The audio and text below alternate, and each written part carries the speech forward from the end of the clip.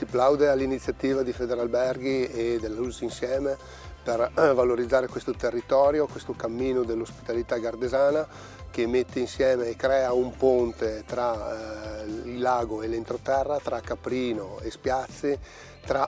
il compianto e il santuario della Madonna della Corona. Chi ha scelto di svegliarsi presto stamattina, abbiamo fatto un regalo grande, un'apertura straordinaria del nostro compianto sul Cristo morto, un'opera risalente al maestro di Sant'Anastasia, un'opera che sta riscuotendo molto successo da un punto di vista culturale, con tante visite che spero e credo aumenteranno nel corso dell'estate in occasione delle nostre fiere, Montebaldina e quella del Tartufo e di tante occasioni in cui la gente può venire a Caprino.